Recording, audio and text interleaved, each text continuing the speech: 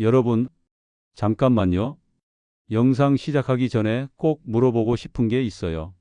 만약 지금 이 순간 여러분이 가족과 함께 저녁 식사를 하고 있는데 갑자기 옆에 앉은 어머니가 음식을 드시다가 목에 걸려서 숨을 못 쉬신다면 어떻게 하시겠어요? 솔직하게 생각해 보세요. 아마 대부분 이렇게 하실 거예요. 당황해서 물부터 드리시겠죠? 어머니 물 드세요. 하면서요. 아니면 등을 탁탁 두드리시겠죠? 침착하세요. 기침해 보세요. 하면서 말이에요. 아니면 바로 119에 전화부터 하시겠어요? 그런데 여러분, 정말 충격적인 사실을 하나 알려드릴게요. 방금 제가 말씀드린 이 모든 대처법들이 사실은 잘못된 거예요. 네, 맞습니다. 잘못 대처하면 오히려 더 위험한 상황이 될 수 있어요. 심지어 생명을 잃을 수도 있고요. 그 순간 단 3분 안에 올바르게 대처하지 못하면 정말 소중한 분을 잃을 수도 있어요. 하지만 오늘 영상 끝까지 함께 해주신다면 그런 위급한 순간에 당황하지 않고 생명을 구할 수 있는 방법을 확실히 알게 되실 거예요. 정말 중요한 내용이니까 끝까지 집중해 주세요. 안녕하세요. 60대 이후에도 활기찬 삶을 돕는 시니어 건강생활연구소 한도연 박사입니다. 제가 수많은 사연을 접하면서 가장 가슴 아팠던 순간들 중 하나가 바로 이런 경우였어요. 하임리히법만 제대로 알고 계셨다면 충분히 살릴 수 있었던 분들을 잘못된 응급처치 때문에 잃게 된 가족들을 위로해야 했던 순간들이었거든요. 그래서 오늘은 정말 중요한 이야기를 해드리려고 해요. 제발 꼭 끝까지 집중해서 들어주세요. 여러분, 우리나라에서 식사 중 기도가 막혀서 응급실에 오시는 분들이 한 해에 몇 명이나 될까요? 놀라지 마세요. 무려 수천 명이에요. 그리고 이 중 상당수가 안타깝게도 생명을 잃으세요. 더 충격적인 건 이거예요. 이런 사고의 70% 이상이 집에서 가족들과 함께 있을 때 발생한다는 거예요. 그런데 막상 그 순간이 오면 대부분 당황해서 잘못 대처하게 돼요. 가장 큰 문제는 뭘까요? 바로 잘못된 상식 때문이에요. 첫 번째 잘못된 상식. 목에 뭔가 걸렸을 때는 물을 마시면 돼. 이렇게 생각하시는 분들이 정말 많아요. 심지어 어떤 분들은 더 많이 마시라고 하시기도 해요. 하지만 이건 매우 위험한 생각이에요. 이미 기도가 막힌 상황에서 물을 억지로 마시게 하면 오히려 기도를 완전히 막을 수도 있거든요. 물이 이물질을 더 깊숙이 밀어넣을 수도 있고요. 두 번째 잘못된 상식, 등을 세게 두드리면 돼. 이것도 정말 위험해요. 많은 분들이 응급 상황에서 본능적으로 등을 두드리시는데 잘못 두드리면 오히려 이물질이 더 깊이 들어갈 수 있어요. 특히 서 있는 상태에서 등을 두드리면 중력까지 작용해서 이물질이 완전히 기도를 막을 수 있어요. 세 번째 잘못된 상식, 일단 119부터 불러야 해. 물론 119 신고는 중요해요. 하지만 구급차가 도착하기까지 평균 7, 8분이 걸려요. 그 시간 동안 아무것도 하지 않고 기다리면 안 돼요. 3분만 지나도 뇌손상이 시작될 수 있거든요. 실제 통계를 보면 성인 기도 폐쇄 환자의 60% 이상이 가족이나 지인 앞에서 발생해요. 그런데 그 순간 정확한 대처법을 아는 사람은 10명 중 2명도 안 돼요. 이게 바로 우리가 하임리히법을 배워야 하는 이유예요. 자, 그럼 이제 가장 중요한 걸 알려드릴게요. 기도가 막혔을 때 나타나는 경고신호 5가지예요. 이걸 모르면 단순한 사례인 줄 알고 잘못 대처할 수 있어요. 정말 중요하니까 꼭 기억해 두세요. 첫 번째, 갑자기 말을 못하면서 목 부위를 두 손으로 움켜쥐어요. 이건 정말 전형적인 신호거든요. 국제적으로도 기도 폐쇄의 표준 신호로 인정받고 있어요. 보통 양손으로 목을 감싸면서 눈이 커져요. 이건 본능적인 반응이에요. 두 번째, 숨을 들이쉴 때 쌕쌕하거나 끽끽하는 이상한 소리가 나요. 이건 공기가 막힌 기도를 억지로 통과하려고 할 때 나는 소리예요. 정상적인 호흡 소리와는 완전히 달라요. 들어보면 바로 알 수 있어요. 세 번째, 얼굴 색깔이 변해요. 처음에는 빨갛게 되다가 시간이 지나면서 점점 창백해지거나 파랗게 변해요. 특히 입술과 손톱이 파래지는 걸 청색증이라고 하는데 이건 산소가 부족해지고 있다는 확실한 신호죠. 이 단계가 되면 정말 위험한 거예요. 네 번째, 극심하게 기침을 하려고 시도하는데도 이물질이 나오지 않아요. 보통 사례가 들렸을 때는 기침을 몇 번 하면 나오잖아요. 그런데 이때는 아무리 기침해도 안 나와요. 오히려 기침 소리도 제대로 안 나요. 캑캑하는 소리만 나고요. 다섯 번째, 시간이 지나면 의식이 흐려지거나 아예 쓰러져요.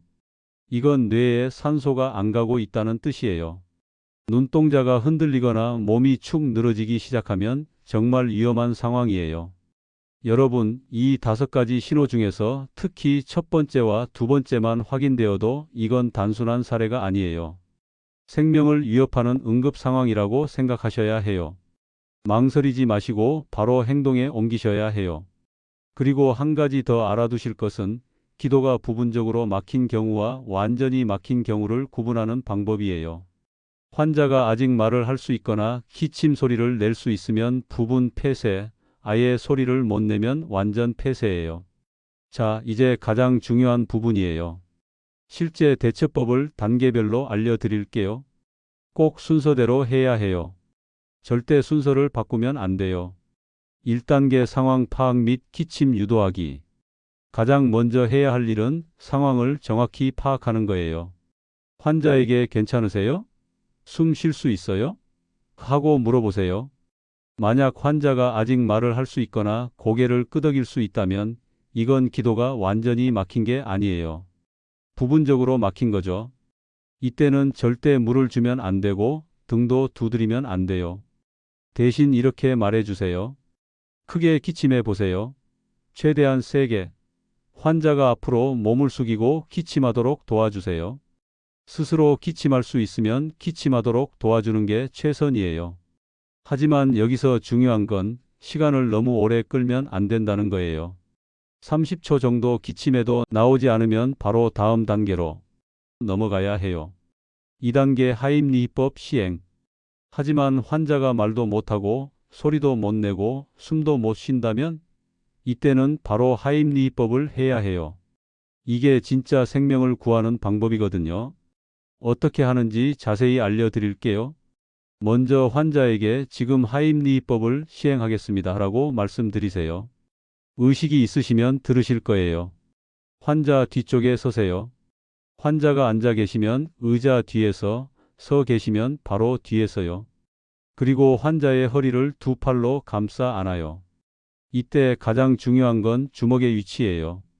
배꼽보다는 위쪽, 그런데 명치보다는 아래쪽에 주먹을 대야 해요. 정확히 말하면 명치와 배꼽의 중간 지점이에요. 이 위치를 검상돌기라고 하는데 여기가 가장 효과적이에요. 한 손으로 주먹을 쥐고 엄지가 환자의 배를 향하도록 하세요. 그리고 다른 손으로 그 주먹을 완전히 감싸세요. 팔에 힘을 주고 강하게 위쪽으로 밀어 올려요. 확 하고 순간적으로 강하게요. 이게 핵심이에요. 그냥 누르는 게 아니라 위로 밀어 올리는 거예요. 뒤쪽에서 앞쪽으로 그리고 아래쪽에서 위쪽으로 비스듬히 밀어 올리는 거예요. 이렇게 해야 복압이 순간적으로 높아져서 막힌 이물질이 튀어나올 수 있어요. 이 동작을 5회 정도 반복하세요. 한 번 할 때마다 이물질이 나왔는지 확인해 주시고 입에서 무언가 나오면 바로 제거해 주세요. 3단계 의식을 잃은 경우. 만약 하임리히법을 했는데도 이물질이 나오지 않고 환자가 의식을 잃고 쓰러졌다면 이때는 상황이 더 심각해진 거예요. 즉시 119에 신고하고 심폐소생술을 시작하셔야 합니다. 환자를 평평하고 단단한 바닥에 눕히세요. 소파나 침대는 안 돼요. 바닥이어야 해요. 그리고 환자의 가슴 정중앙 양쪽 젖꼭지를 이은 선의 가운데에 손바닥 아래쪽을 대세요. 다른 손을 위에 포개고 손가락을 깍지 끼세요. 팔을 쭉 펴고 어깨, 팔꿈치, 손목이 일직선이 되도록 한 다음 체중을 실어서 강하게 압박하세요. 최소 5cm 이상, 성인의 경우 6cm까지 눌러야 하고 분당 100에서 120회 정도의 속도로 압박하시면 돼요. 하나, 둘, 셋 이렇게 세면서 하시면 됩니다. 그리고 30회 압박할 때마다 입안을 확인해서 이물질이 보이면 손가락으로 조심스럽게 빼내세요. 보이지 않으면 억지로 손가락을 넣지는 마시고요. 여러분께 실제 사례를 몇 가지 말씀드릴게요. 이 사례들을 통해 하임리히법이 얼마나 중요한지 느끼실 거예요. 첫 번째는 성공 사례예요. 72세 김 어르신이 가족들과 저녁 식사를 하시던 중이었어요. 갑자기 고기 덩어리가 목에 걸렸어요. 처음엔 기침을 하시더니 점점 소리가 이상해지면서 말을 못하시고 목을 움켜쥐셨어요. 그때 함께 계시던 아들분이 몇 달 전에 직장에서 받은 하임리히법 교육을 떠올렸어요. 당황하지 않고 바로 어르신 뒤에서 하임리히법을 시행했어요. 첫 번째, 두 번째는 반응이 없었는데 세 번째 시도에서 고기 덩어리가 탁 하고 튀어나왔어요. 어르신은 바로 숨을 쉴 수 있게 되셨고 지금도 건강하게 지내고 계세요. 만약 그 아들분이 하임리히법을 모르셨다면 아마 당황해서 물을 드리거나 등을 두드리셨을 거예요. 그랬다면 상황이 어떻게 되었을지 정말 생각만 해도 끔찍해요. 두 번째는 안타까운 사례예요. 68세 여성분이 가족들과 떡국을 드시다가 떡이 목에 걸렸어요. 옆에 계시던 며느리분이 당황해서 어머님 물 드세요. 물 하면서 물을 계속 드렸어요. 그러자 떡이 물과 함께 기도를 완전히 막았어요. 환자분은 순식간에 얼굴이 파래지면서 3분 만에 의식을 잃고 쓰러지셨어요. 그제야 119에 신고했지만 구급대가 도착했을 때는 이미 심정지 상태였어요. 병원에서 최선을 다했지만 결국 의식을 되찾지 못하셨어요. 정말 가슴 아픈 일이었어요. 이 두 사례의 차이가 뭘까요? 바로 올바른 응급처치 지식의 유무였어요. 같은 상황이었지만 결과는 완전히 달랐어요. 생명을 구한 경우와 잃은 경우의 차이가 바로 이 지식 하나였던 거예요. 여러분, 이게 단순한 이야기가 아니에요. 실제 의료 통계를 보면 더욱 명확해져요. 성인 기도 폐쇄 환자가 아무런 응급처치를 받지 못하고 방치될 경우 사망률이 70% 이상이에요. 정말 높은 수치죠. 이건 전 세계적으로 비슷한 통계예요. 하지만 하임리히법을 올바르게 시행하면 생존율이 90% 이상으로 올라가요. 이게 바로 하임리히법의 놀라운 효과예요. 제대로 배우고 제대로 시행하면 10명 중 9명을 살릴 수 있다는 거예요. 그리고 가장 중요한 시간은 3분.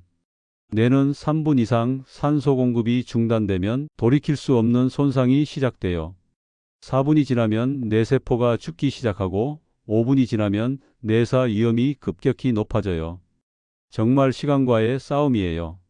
119가 도착하기까지 보통 5에서 10분 걸리잖아요. 특히 지방이나 교통이 복잡한 곳은 더 오래 걸리고요. 그 시간을 그냥 기다릴 수는 없어요. 그리고 또 하나 중요한 통계가 있어요. 기도 폐쇄 사고의 80% 이상이 가정에서 발생해요. 식사 시간에 가족들과 함께 있을 때 말이에요. 그런데 정작 그 순간에 올바른 대처를 할 수 있는 사람은 너무 적어요.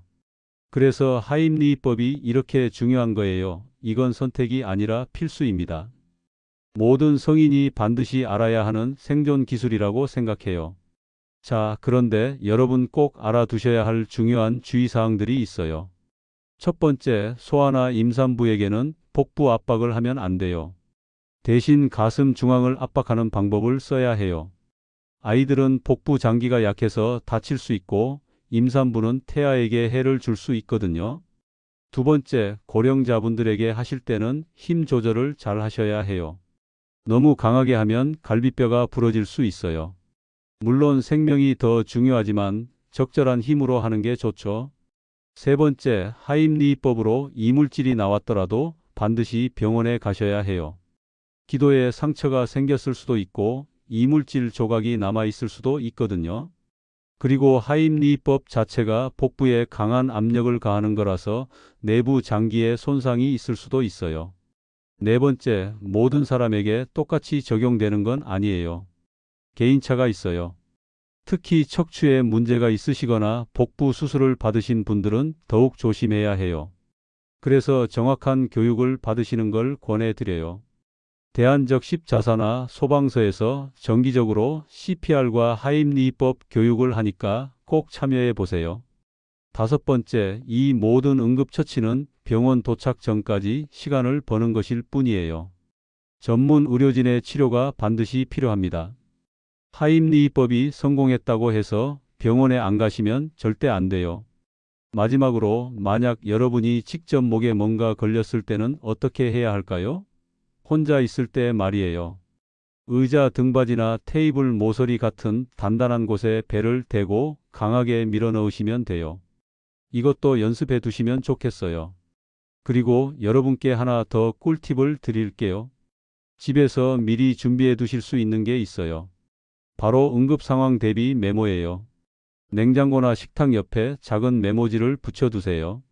거기에 119 단축키와 하임리법 그림을 그려서 붙여두시는 거예요. 실제 위급 상황이 오면 아무리 아는 사람이라도 당황하게 돼요.